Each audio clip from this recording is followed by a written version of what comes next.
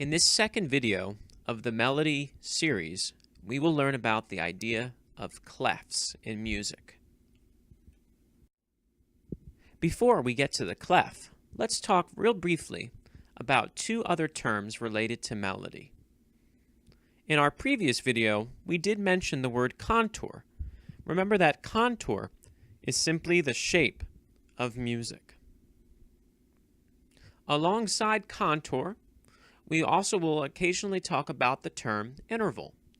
Interval is simply the distance between two notes or two pitches.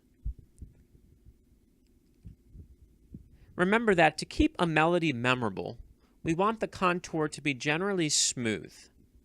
Here we see different ideas of various contours, all of which would be acceptable in creating a melody.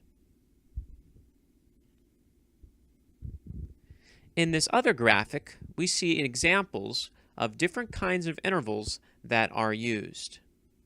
Generally, when creating a melody, we do not want to go larger than that last interval of an eighth or octave for fear that it may no longer be singable by most of the public.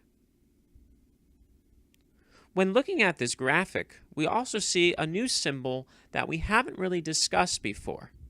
That symbol that you now see highlighted is called the clef. In this case, the treble clef in particular. The treble clef goes by another name, which is the G clef. The reason that we sometimes call it the G clef is because not only does it kind of look like the letter G, but more importantly, where it starts curving around in its inner loop is actually the letter G in music.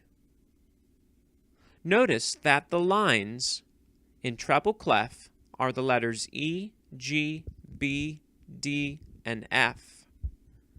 A common saying that is used to remember the order of these notes is every good boy deserves fudge.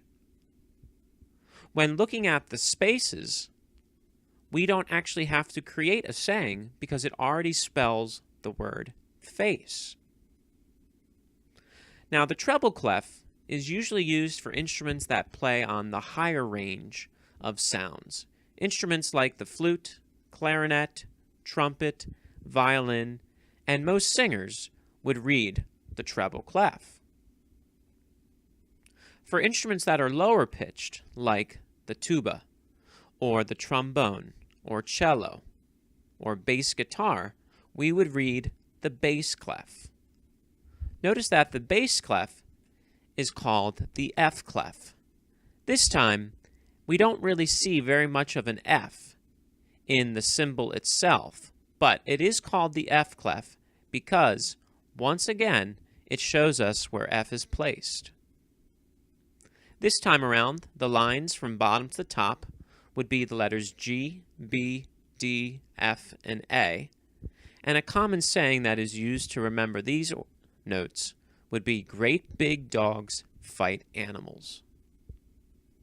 When looking at the spaces, this time we see the letters A, C, E, and G, which don't spell a word, so we would often use the saying, all cows eat grass, as a way of remembering that. For piano players, you will often encounter both the treble clef and the bass clef at the same time. Generally, the treble clef would play all of the notes in the right hand, and the bass clef would be for all the notes in the left hand.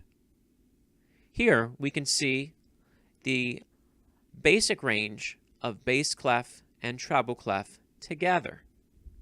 Notice in the center that those two notes are actually both C. In fact, we call that note middle C since it occupies the same position in both treble clef and bass clef.